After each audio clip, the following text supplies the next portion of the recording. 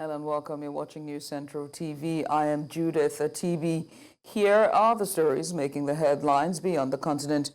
And we begin in America, where U.S. Vice President and Democratic presidential candidate Kamala Harris believes America is ready to elect its first woman president, saying the country is absolutely prepared for this milestone.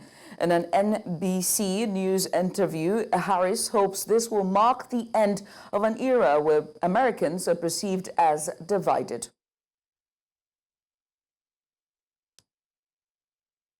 We'll bring you more on that report. Moving away now from America, Turkish Interior Minister Ali Yerlikaya has confirmed that 4 people have been killed and 14 others wounded in an attack on the headquarters of a top Turkish defense firm near Ankara.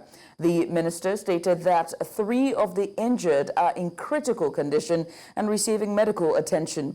2 trackers identified as a man and a woman have been neutralized by security forces. The motive behind the attack is currently unknown. The incident has raised concerns about the security of Turkey's defense industry. An investigation is underway to determine the circumstances surrounding the attack. We'll bring you more on this. We're still on Turkey. Its president has strongly condemned the terrorist attack on a top Turkish defense firm's headquarters near Ankara, resulting in 4 fatalities and 14 injuries. Now, during his visit to Kazan, Russia, where he's engaged in talks with President Vladimir Putin, Turkish president denounced the attack as heinous. Now, the incident has sparked concerns about the security of Turkey's defense industry. And the president is meeting with Putin as Russia's president and is seen as an opportunity for the 2 leaders to discuss bilateral relations and regional security issues. And now we'll move on to the ongoing meetings, as the BRICS meetings, as Russia's President Vladimir Putin warned that increasing sanctions and protectionism could lead to a global crisis while addressing leaders of the BRICS group of emerging economies. He emphasized that unilateral sanctions, protectionism, and unfair competition are exacerbating geopolitical tensions. Putin stressed the need for cooperation and dialogue to address these challenges. То, что центр деловой активности постепенно смещается в сторону развивающихся рынков.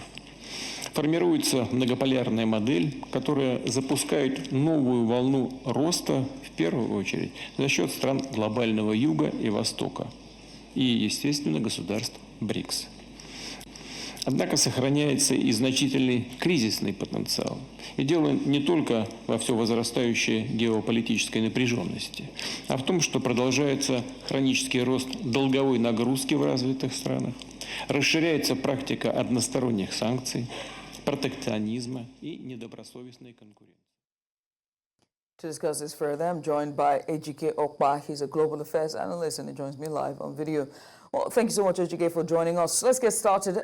I mean, what's your take on Putin's warning about sanctions and protectionism leading to a global crisis? Do you think he's over-exaggerating or is there a real risk here? Well, thank you for having me. I mean, I don't want to use the word, but you're right on the money, exaggeration. Part of, the charm or the chemistry of some of these global leaders is to alarm you, to frighten you about something else, because what does that do for them is to beef up on their defenses and tell you who, and then begin to see who is their ally, who can they get on their side. There are 200 or so countries in the world, and it happens maybe 7 or 8 of them are considered irrelevant.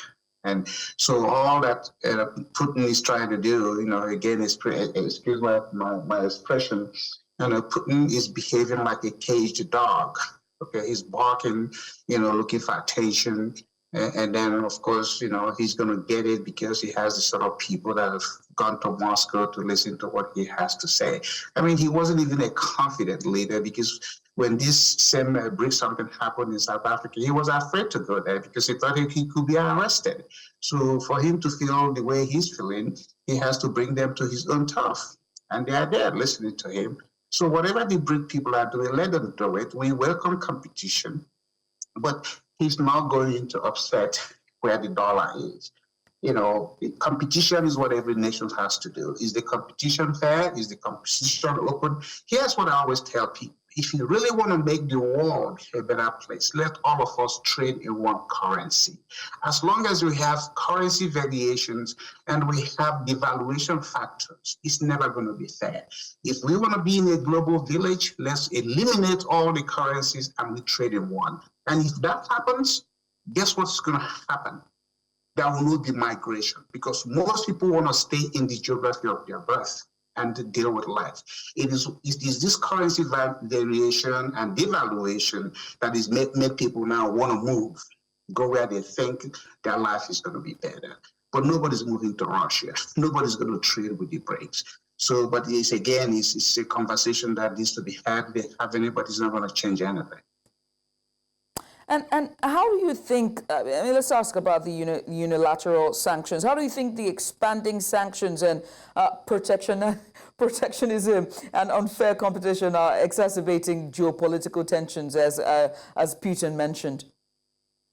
Well, I mean, if you're a student of economics, even if in their level 101, that's what the phrase used called the barrier to entry. What does barrier to entry? What does it do? What barrier to entry does is to eliminate competition. And then when that happens, what does it do to price? What does it do to manufacturing of goods? Just take the case of Nigeria. When did the colonial people came in? If you are from Rivers State, or what they call Ogogoro, Ogogoro has more alcohol potent than the gin, the golden gin they sold Nigeria. So they came over there and they said, oh, it's an illicit gin. And once you say illicit gin, they started marketing the brand. And then people abandoned what is local to them, and they started doing, the foreign stuff. The two things you make money on is what? Product and service. So what they have always tried to do is to tell you what you have is inferior.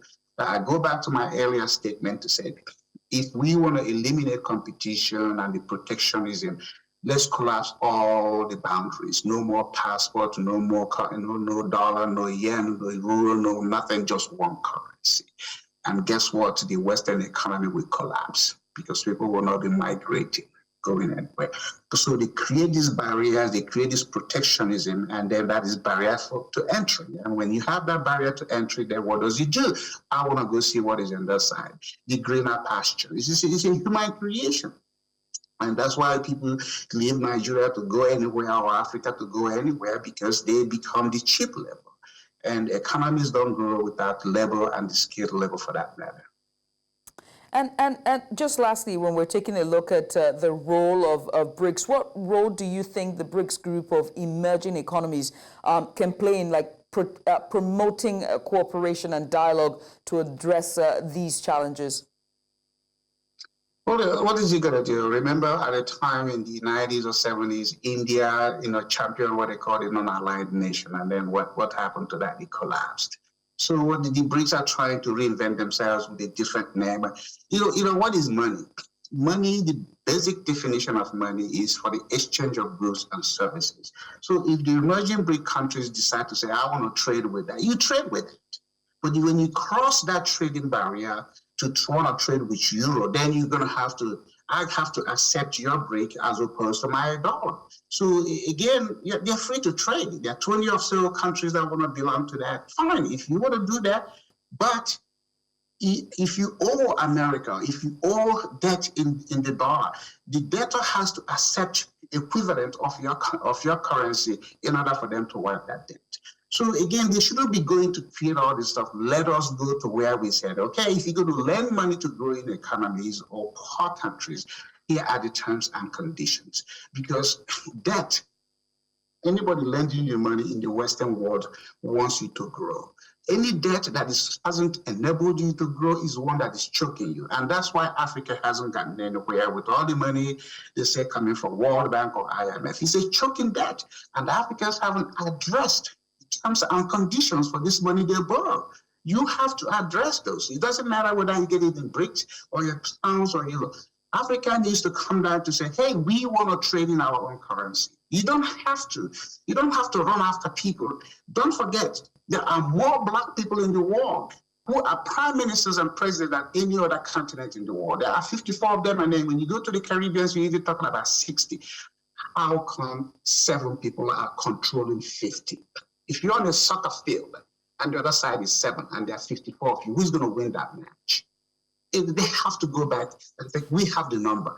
We don't have to be the one going to Moscow or Beijing or Washington or Paris or London to listen to anybody. You come to us because we are more in number. But the African leaders are timid. They are timid. They go anywhere they're invited and they don't make a case. They sit over there. They get lectured and they go home and they do what? Collapse the African economy as currency. There are 54 of them that are highly inconvertible. Collapse them to one African currency, and then you tell them, you match me 1 for 1, I'm not trading with you. That's where you're going to see growth in Africa pop. But as long as you're chasing the dollar, the pound, the euro, whatever else they put out there, you're going to be catching the rail. You're going to be like a sailor in America, catching the wind. All right. Well, Ejike, I must say thank you so much for doing this with us. Ejike Okpa, he's a global affairs analyst and joined us to take a look at all of the meetings, or rather the BRICS summit and statements there from Russia's President Vladimir Putin. Once again, many thanks. Thank you for having me. And we continue our news in America as the U.S. Vice President and Democratic presidential candidate Kamala Harris believes America is ready to elect its first woman president, saying the country is absolutely prepared for this milestone. In an NBC News interview, Harris hopes this will mark the end of an era where Americans are perceived as divided.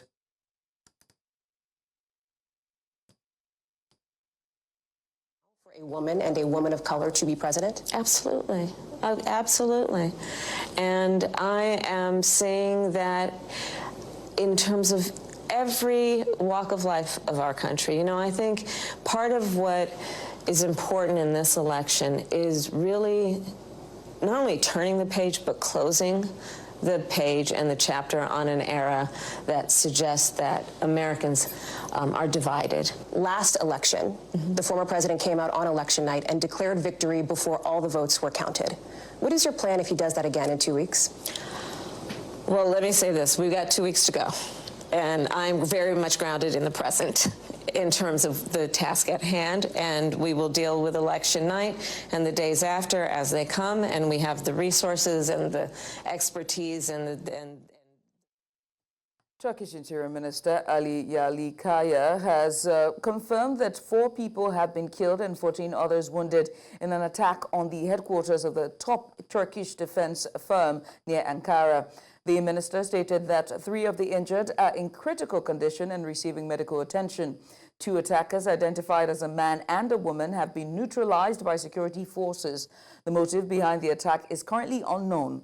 The incident has raised concerns about the security of Turkey's defense industry. An investigation is underway to determine the circumstances surrounding the attack.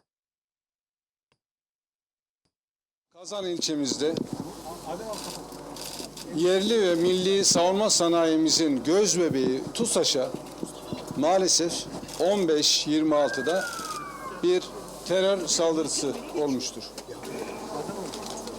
Biri kadın, biri erkek olmak üzere 2 terörist etkisiz hale getirilmiştir.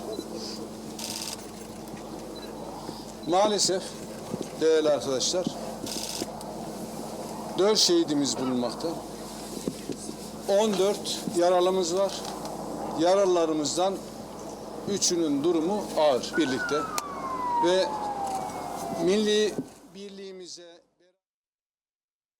Turkish President Recep Tayyip Erdogan has strongly condemned the terrorist attack on a Turkish defense firm's headquarters near Ankara, resulting in 4 fatalities and 14 injuries.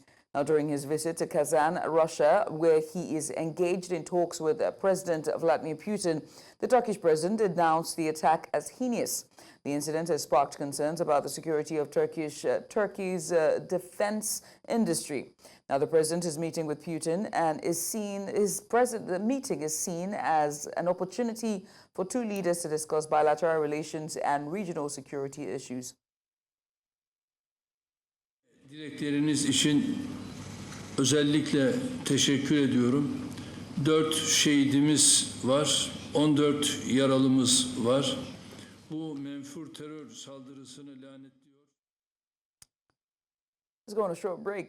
When we return, India and China reach a consensus on border issues. This and many more after the break. Stay here.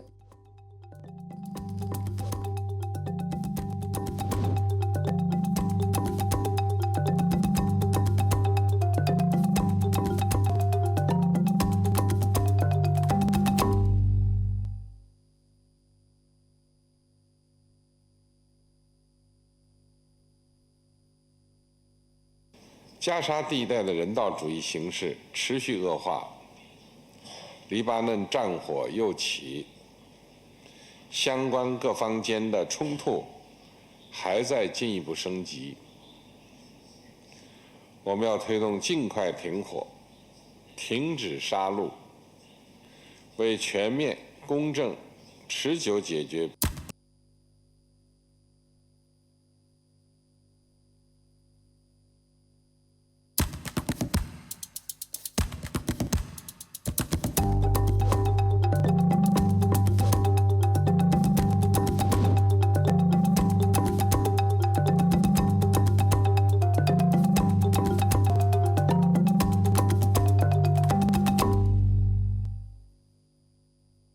Protesters have gathered in the front of U.S. Secretary of State Antony Blinken's hotel in Tel Aviv to demand swift release of U.S.-Israeli hostages held in Gaza.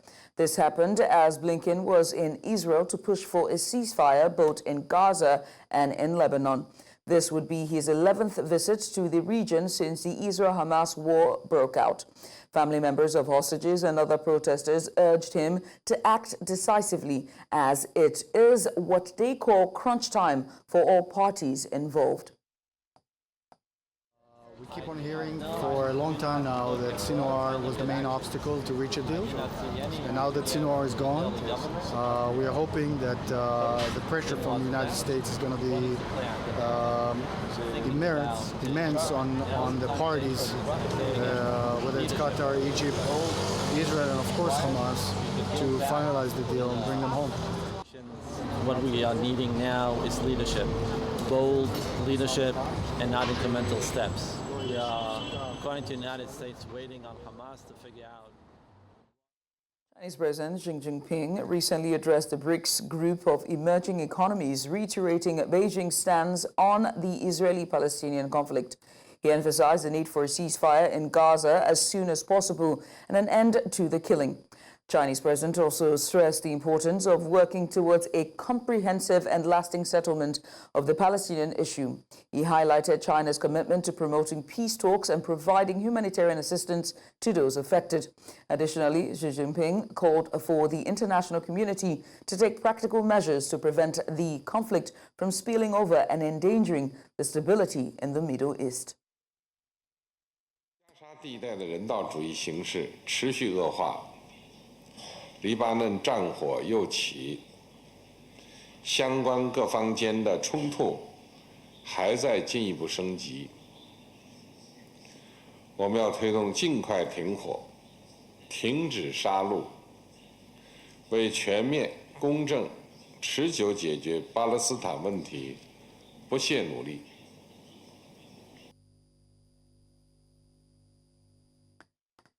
India's Prime Minister Narendra Modi has met with the Chinese President Xi Jinping at the BRICS summit in Gaza, where they discussed border issues.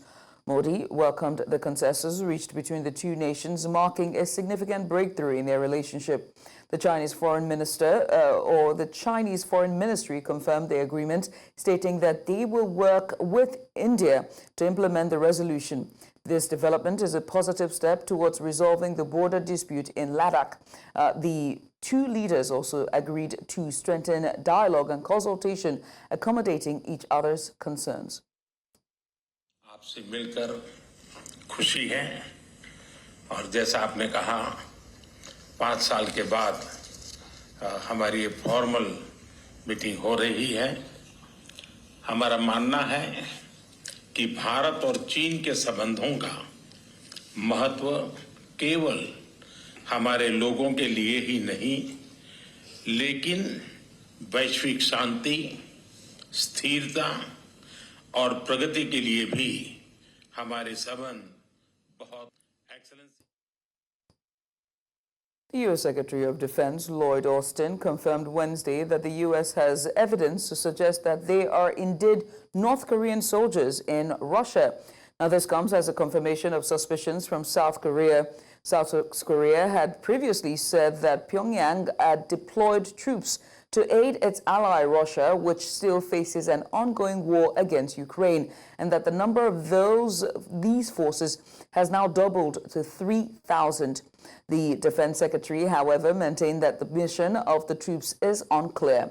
Defense Secretary Lloyd Austin had earlier provided the first confirmation from a U.S. official of a North Korean deployment to Russia, allegedly for trainings, but likewise said it was not confirmed why the troops are there. The Foreign Ministry spokesperson Maria Zakharova on Wednesday refused to confirm or deny reports that North Korean soldiers had been sent to Russia to fight in Ukraine. As a response to reporters who had asked for a confirmation, Zakharova said to ask Pyongyang where its troops are. Now, this is coming after South Korea had reported suspicions that Pyongyang deployed troops to aid its ally Russia in its war against Ukraine. Recall that the U.S. Secretary of Defense Lloyd Austin confirmed Wednesday that the U.S. had evidence to suggest that they are indeed North Korean soldiers in Russia. А где они находятся, уточните, пожалуйста, в Пхеньяне. Это их вооруженные силы. Flights and other operations at the Birmingham Airport in central England have been grounded and the site evacuated as a safety response to what the police called a suspicious vehicle. According to the police, it is only a precautionary measure to ensure the safety of all passengers and staff of the airport. Passengers have also been asked to stay away from the airport at this time. They say that investigations are ongoing and operations will be returning to normal once concluded. The airport is the 7th busiest UK airport by passenger numbers.